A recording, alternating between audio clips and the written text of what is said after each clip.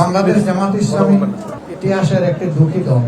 এ দলটি তার জন্মের পর থেকে বারবার নিষিদ্ধ হয়েছে এবং কখনো নিষিদ্ধ হওয়ার পরে দলটি থেমে থাকেনি। গোড়াতে এই দলের হাল যারা ধরেছিলেন এখন তারা কেউ এই দুনিয়ায় নেই, তারা সবাই চলে গেছে। কিছু নেতৃবৃন্দ স্বাভাবিকভাবেই তাদের ইন্তেকাল করেছে, আর কিছু নেতৃবৃন্দ জুলুমের শিকার হয়ে দুনিয়া থেকে বিদায় নিয়েছে। আমি আজকের এই আবেগঘন মুহূর্তে তাদেরকে আমার কলিজার সবটুকু উজাড় করে আমি স্মরণ করছি। আল্লাহ তাআলার দরবারে দোয়া করি তারা যেন আল্লাহর কাছ থেকে উত্তম পাওনাটাই পান। তাদের রক্ত অসংখ্য মজলুমানের চোখের পানি শেষ পর্যন্ত বাংলাদেশকে আজকের এই জায়গায় নিয়ে এসে।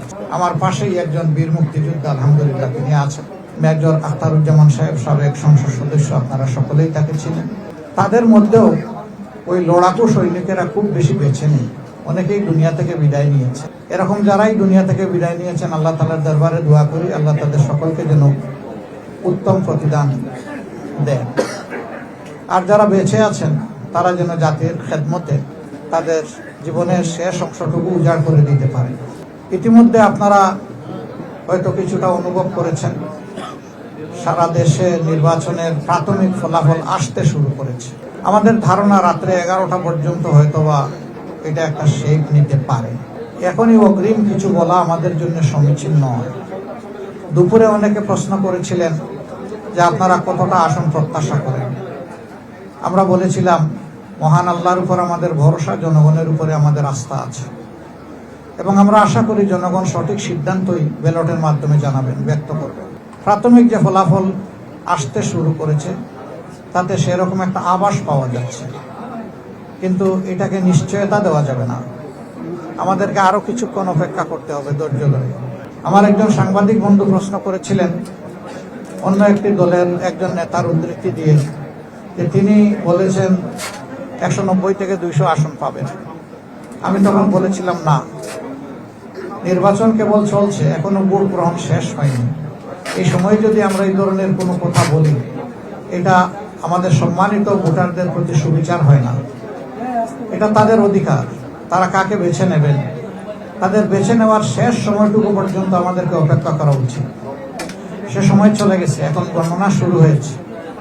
আস্তে আস্তে আপনাদের কাছেও বিভিন্ন জায়গা থেকে ফলাফল আসতে থাকবে, আমাদের কাছেও আসবে।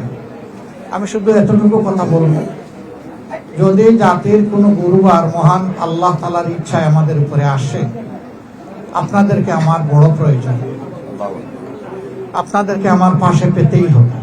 আপনারা যদি আমাকে সাহায্য করেন, আমাদেরকে সাহায্য করেন, তাহলে ইনশাআল্লাহ আমরা এ দেশ জাতির জন্য ভালো কিছু আশা করি করতে পারব। এই সাহায্যটা দুই ধরনের। আমাদের উপরে দায়িত্ব আসলে ইতিবাচক কাজগুলোকে যেমন তুলে ধরবেন, আমাদের ভুল হলেও আমাকে ছাড়বেন না, আমাদেরকে ছাড় দেবেন না। আপনারা যৌক্তিক সমালোচনা করবেন, ধরে দেবেন। আপনারা ধরে দিলেই বড় সাহায্যটা করা হবে। অতীতে আমরা দেখেছি যে কারণেই হোক মিডিয়া অনেক সময় যারা শাসন ক্ষমতায় থাকেন তাদের মন্দ কোনো দিক, নেতিবাচক কোনো দিক তারা সমালোচনা আকারে সহজে তুলে আনেন না, অথবা আনতে পারেন না। যেটাই হোক আমরা এটা চাইবো না। আমরা চাইবো আমাদের মিডিয়া জগৎ যেন এখানে পূর্ণ স্বাধীনতা ভোগ করে। তবে সে স্বাধীনতাটা হতে হবে আমার স্বাধীনতা, দেশের স্বাধীনতা রক্ষার জন্য। দেশের সার্বভৌমত্ব এবং স্বাধীনতার কোনো ক্ষতি হয় এমন কোনো স্বাধীনতা ব্যক্তি পর্যায়ে হোক, সমষ্টি পর্যায়ে হোক, কারোর জন্যই কাম্য না। কারণ দেশের স্বার্থটাই আমাদের কাছে বড়। তা আমরা এটুকু আপনাদের কাছে আশা করব। আর এ পর্যন্ত যে সমস্ত ফলাফল এসেছে বেশিরভাগ জায়গায় লক্ষ্য করা যাচ্ছে যে আলহামদুলিল্লাহ আমাদের 11 দলীয় নির্বাচনী ঐক্যের যারা ক্যান্ডিডেট ছিলেন তারা এগিয়ে আছেন।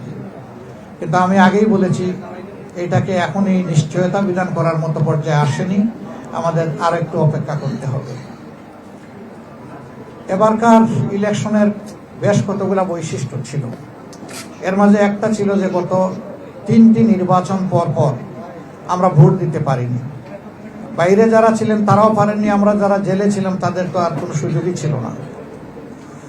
দ্বিতীয়ত প্রবাসীরাই জীবনের প্রথম তারা ভোটার তালিকাভুক্ত হওয়ার সুযোগ পেয়েছেন এবং ভোট দেওয়ার সুযোগ পেয়েছেন। যদিও এই সংখ্যাটা খুব উল্লেখযোগ্য নয়, তারপরে আমরা আনন্দিত যে এই ধারাটা শুরু হয়েছে। আগামীতে এটা আরো এগিয়ে যাবে আমরা আশা করি।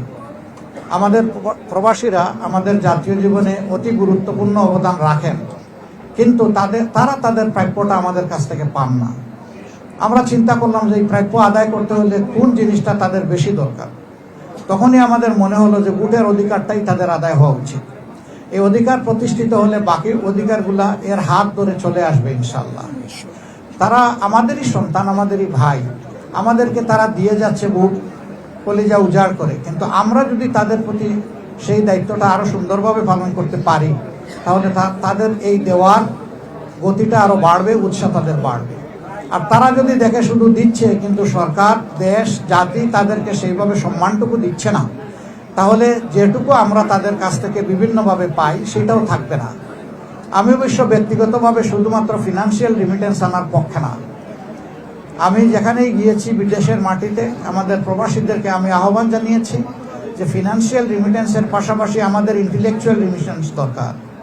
দেশকে গড়ার জন্য আমাদের অভিজ্ঞ এবং মেধাবী সেই রকম কারিগর প্রয়োজন। তা বিদেশে আমাদের ডায়াসপোরার মধ্যে বাংলাদেশি বংশোদ্ভূত যারা আছেন তাদের মধ্যে প্রচুর লোক এরকম আছেন যারা উন্নত বিশ্বে গুরুত্বপূর্ণ অবদান রেখে চলছেন। আমি একটা জিনিস লক্ষ্য করেছি, যখন এই আহ্বানটুকু জানিয়েছি তাদের মধ্যে প্রাণ চাঞ্চল্য তৈরি হয়েছে। এবং আমি বিশেষভাবে কৃতজ্ঞতা আদায় করি আমাদের এবারকার এই নির্বাচনী প্রক্রিয়ায় শুধু বাংলাদেশি না, প্রবাসী বন্ধুরা আমাদেরকে যথেষ্ট সহযোগিতা করেছেন।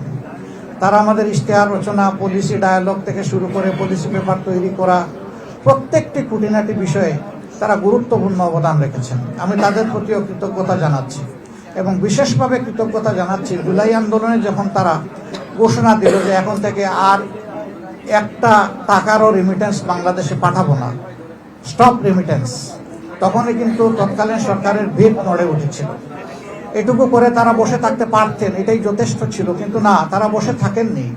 বহু দেশে নিষেধাজ্ঞা উপেক্ষা করে, নিষেধাজ্ঞা ছিল সেটাকে অমান্য করে তারা রাস্তায় নেমেছেন, তারা আন্দোলন করেছেন, তারা মিছিল করেছেন, স্লোগান তুলেছেন স্বৈর শাসনের পতনের জন্য। যার কারণে শুধু ইউনাইটেড আরব এমিরাতসেই 237 জন মানুষকে বন্দী করে তাদেরকে শাস্তি দেওয়া হয়েছিল। ক্রমান্বয়ে তারা মুক্তি পেয়েছেন দীর্ঘদিন পরে, কেউ কেউ জেলের ভিতরে মারাও গিয়েছে। এরকম যারা ইন্তেকাল করেছেন আমি তাদেরকে আলাদাভাবে শ্রদ্ধার সাথে স্মরণ করছি এবং তাদের তামাম খেদমতকে, অবদানকে, ভূমিকাকে আমি আবারও স্বীকৃতি দিয়ে বলছি, আমি স্বীকৃতি না দিলেও তারা গর্বিত, দিলে আরো বেশি গর্বিত। এটা আমাদের দায়িত্ব তাদেরকে স্বীকৃতি দেওয়া। আমরা স্বীকৃতি শুধু দিয়ে বসে থাকবো না, ইনশাআল্লাহ তাদের স্থায়ী স্বীকৃতির জন্য কি করা যায় সেটা নিয়ে ভাববো। এমনকি জামাত এটাও ভাবছে যে ভবিষ্যতে সুযোগ আসলে ইনশাআল্লাহ তারা যে হারে বিদেশে অবস্থান করবেন, যে সংখ্যায়, সেই হারে তাদের জন্য কমফোর্টেবল জায়গা আমাদের সরকারে তৈরি করে দেওয়া হবে আমাদের নৈতিক দায়িত্ব। তখন তাদের অংশীদারিত্বটা আরও বেড়ে যাবে আমাদের প্রতি, এই দেশের প্রতি। আমরা সেই বিষয়গুলোকেও চিন্তায় রেখেছি। যথাসময়ে আল্লাহ যেন আমাদেরকে সুযোগ দেন এবং বাস্তবায়ন করার তৌফিক দান করেন।